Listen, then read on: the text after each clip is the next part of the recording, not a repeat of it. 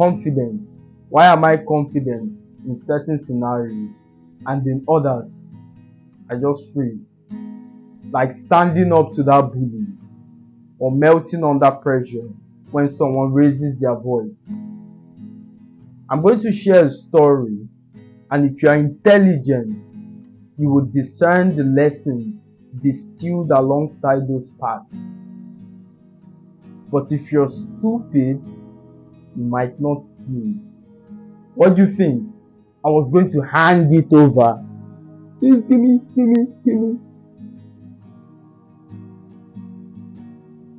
You see, something happened recently, and by recently I mean 3 to 4 hours ago.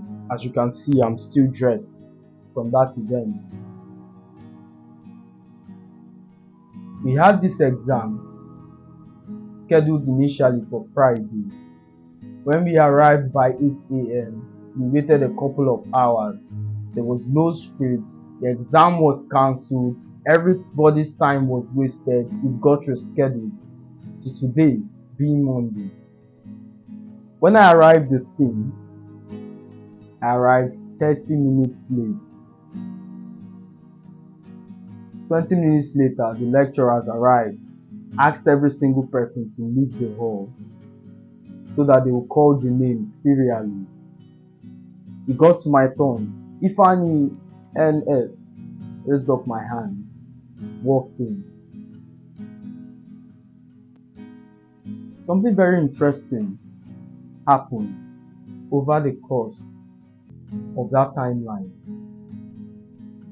As my question paper was handed to me, and I know some of you foreigners will lose your mind. Oh, you guys still write with pen. Unfortunately so, my friend, that's how we see it. So we still write with pen and paper for context. As soon as my paper was handed, I pulled out my phone, took a quick picture of the script, trying to ask AI the question.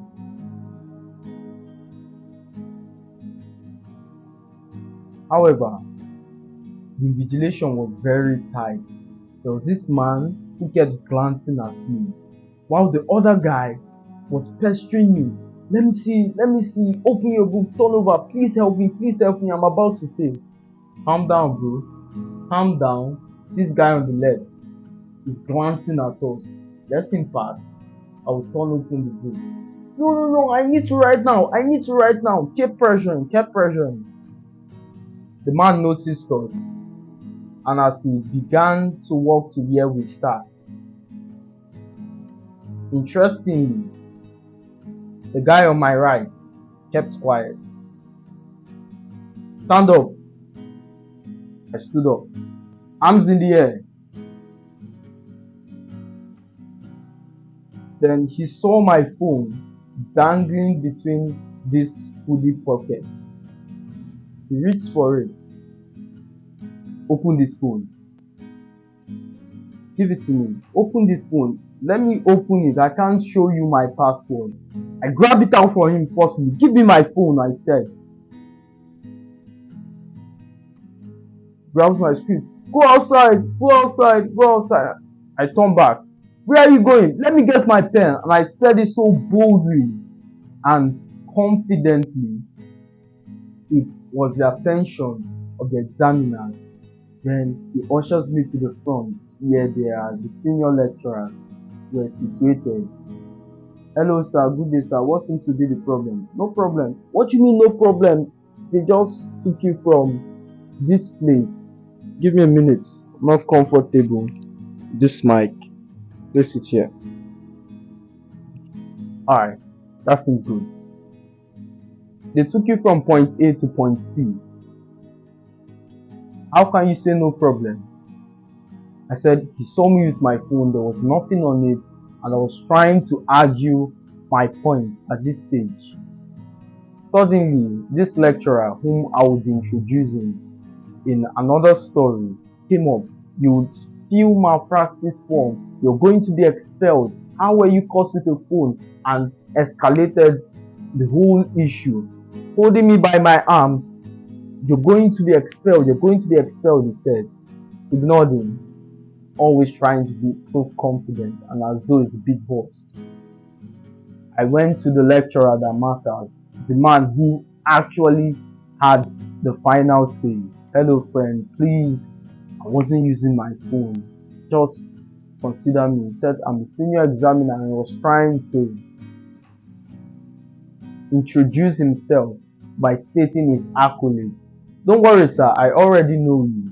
Just help me out, help me out, help me out. Where's the phone? I hand it to him. You would never receive this phone. At that point, my mind is going haywire, but I still remain confident, standing aloof. After 3 minutes of, just eating his ego, doctor, professor, my apologies, hands me over the phone, says I should go outside while the other lecturer reviews my script to see how far I've gone. Then this guy, he always likes to prove that he's confident. A lecturer walks up to me, starts shoving me. You want to beat the lecturer. A challenge to one lecturer is a challenge to all of us. At this point, what I noticed, he was trying to guilt trip the other senior lecturers that matters in order to support his motion, which is to fill the malpractice form, of which those guys were uninterested in. That one person needs to be a scapegoat, so every single person will learn. And he kept shoving me to assert some kind of seniority. I just left the class, waiting outside. Perfect time for me to revise after seeing the question paper. When I was done revising, I walked back in, bent my head, my apologies, doctor, and he gave me my script. But something remarkable happened. The lecturer who I challenged, that's the guy who took my phone, was calm. I noticed he spoke to me politely, and even at the end of the exam, when it was time to submit, I was still writing, expecting him to reach out and snatch my script as the person who challenged him. This is the perfect time for me to oppress him. He didn't. It was after I left the class and every single person was singing my praise. I love the way you did this. Admire your courage. Admire your boldness. It then occurred that this man was actually terrified, such that he didn't want to come to me because he knows it would lead to a confrontation. And what the lecturers like, the only thing they have is authority. They have no power. If they said you should sit down and you refuse to sit down, the only reason you would reconsider is because of some kind of academic tie. They have no real power. Now, follow me very carefully. I will tie all of this to confidence. The time here is not a waste. The man was actually terrified of me. This is kind of like that bully who likes to push people around. The bully would only push the weakest. The bully doesn't want to fight. He just wants to bully people. The bullies always avoid confrontation. That was the first one. But I wasn't this confident enough to challenge the lecturer. If this was the case, 4 days ago, I was writing an exam. The same lecturer who was shoving me was part of the invigilators. Writing this exam, it was very tough. Pulled out my phone as usual and instantly he cited me. Come up, come up, come out, come out, come out. Reached for the hoodie pocket. What is this? My phone. Open it. At this point, my hands were shaking. You're fidgeting. Fidgeting is an indication of tension. attention signals you're guilty. Yes, yes. And I watch my own hands betray me. After imputing a couple of wrong passwords, the iPhone locked. So that was my only saving grace. And if you're watching this from your grave, Steve Jobs, salute. But that was the only saving grace. Now, if you contrast these two scenarios, you would notice a vast difference in results. Why was I confident on one occasion and terrified on the other? And by terrified, I mean subconsciously terrified up unto the point that my own hands had a mind of its own. This was because I had nothing to lose on one occasion. Let me put that into context. In the first occasion, I had some kind of affiliations with the lecturer. So it was not really that big of a deal if I get sent out. I can plead later on and, hello friend, you know me, I know you, we have connections, just help me out. On the second occasion, I couldn't because I knew zero person there. Every single person was a foreign face, an external invigilator, etc. etc. So today is my final exam, officially done with school. That was why I was confident.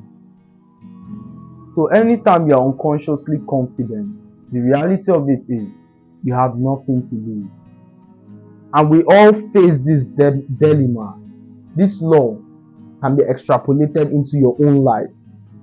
We go through this process where it seems like the person you like doesn't like you back, but the person you don't like likes you a lot. Why is this the case? Because the person you don't like, you're being confident, you're being your genuine self. She asks you a dumb question, you half respond, half reply, you ignore her, ignore the text, don't ask for a number.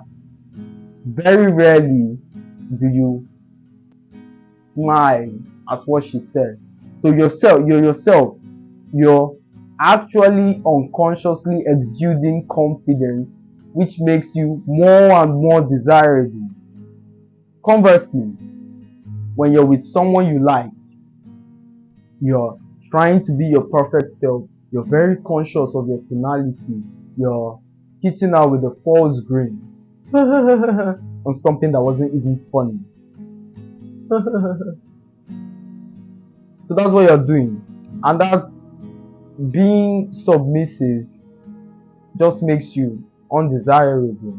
That's why it looks like they don't like you back. But the truth is, you're not exuding confidence. You show yourself to be a better me. You appear to be agreeable. Do you think men and women are this? Yes. So in that situation, it ties back to this fundamental principle, which is on one occasion, you have nothing to lose. You don't care about the girl. On the other occasion, you have something to lose, which is the girl you want. So how do you do this? In every situation you find yourself, you must make a decision to act confident, irregardless of the consequence. Now, if you take this too far, it can become your undoing. On that other exam, if I had not weighed the risk to reward ratio, what is the risk of being confident? Being confident, not apologizing, would land me expelled. I lose my scholarship, lose the exam, don't get to write my final exam, and every single effort I have put up until that point goes down the drain. And what is the reward? You get called confident by your colleagues. Now, if you believe deep down in the cravings of your soul that individuals, average ladies, 3s and 4s, calling you confident supersedes your scholarship, Then, so you need to understand when the risks are higher in order to make that decision. Going back to the point on relationship, who gives a shit if you lose that girl and you're your best self? Who gives a shit? Nobody. You shouldn't care. She shouldn't care. There are girls prettier than her. Maybe you don't have their phone number yet, but they exist. They truly do. So at every point in your life, before you make this decision, to be confident, weigh the risk and reward. What are the consequences of this action? And if it's something that can be managed, of course, this is a very nuanced point. There are times where you have to maintain your dignified pose, while there are other times where you bend your head and say, "My apologies, doctor, I will not do it again." You can't always win 100% of the time. There are sometimes you would invariably meet someone who is above the hierarchy. I'm not recommending you should be slavish and bend your head and be, oh, please, please. No. Dignified pose. My apologies, doctor. I would not do it again. This would not repeat itself. It was very unprofessional for me to bring my phone. I see my mistake and I will correct it next time. Finish. You don't need to go, oh, please, help me. Oh, I won't do it. That even puts them further above the hierarchy than they are. So with that servile action, you're over exaggerating their power. So don't do that. Again, before you take any action, if there's anything you've learned, is to always weigh the risks to reward of the consequence of your decision. The second way to tame this your unconscious confidence or fear is to understand what you have to lose if things go wrong. And if you've gotten a lot of value from this video, share to that brother who you want to make it with. Share to that brother who has zero confidence and is very timid. This could be the one video that takes your brother from timidity to confidence, heights unimaginable. And as always, my friends, it's a pleasure speaking to you. In the next one.